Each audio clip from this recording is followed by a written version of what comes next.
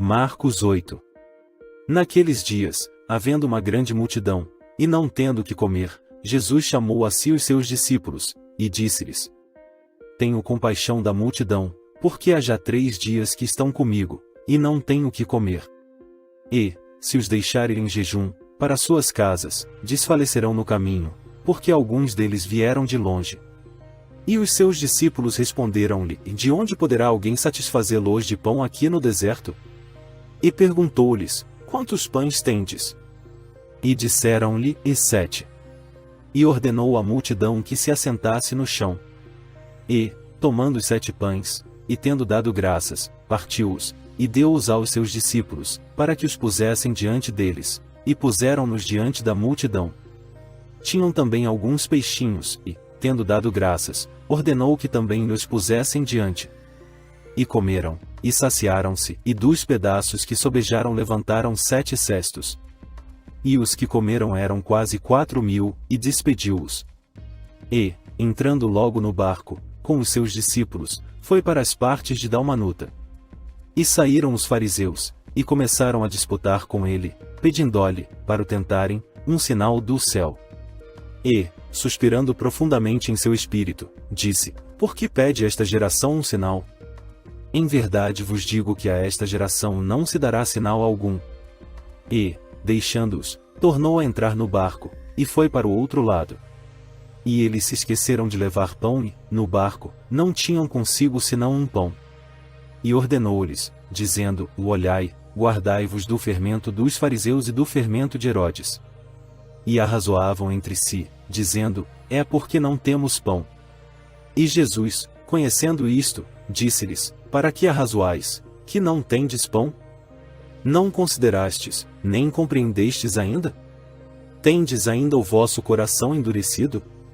Tendo olhos, não vedes? E tendo ouvidos, não ouvis? E não vos lembrais?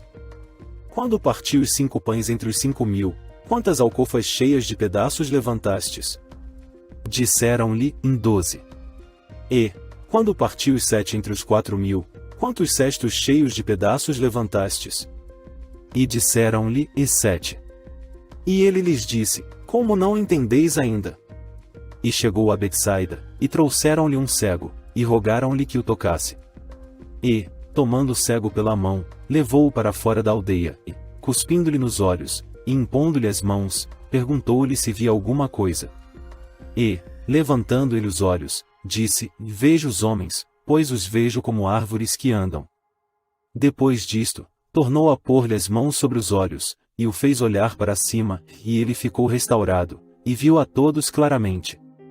E mandou-o para sua casa, dizendo: Nem entres na aldeia, nem o digas a ninguém na aldeia.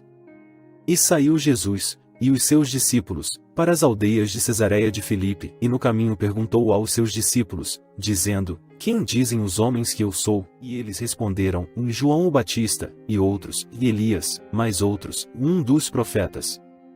E ele lhes disse: E mais vós, quem dizeis que eu sou? E, respondendo Pedro, lhe disse: Tu és o Cristo.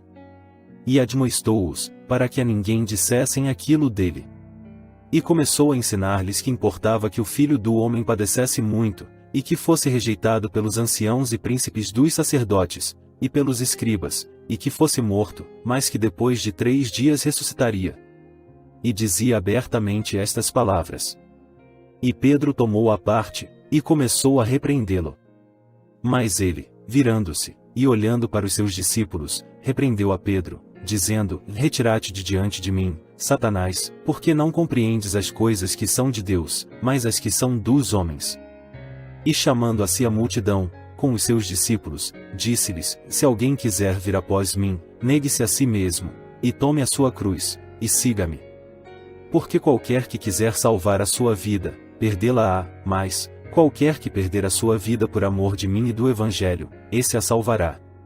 Pois, que aproveitaria ao homem ganhar todo o mundo e perder a sua alma? Ou, que daria o homem pelo resgate da sua alma? Porquanto, qualquer que, entre esta geração adúltera e pecadora, se envergonhar de mim e das minhas palavras, também o Filho do Homem se envergonhará dele, quando vier na glória de seu Pai, com os santos anjos.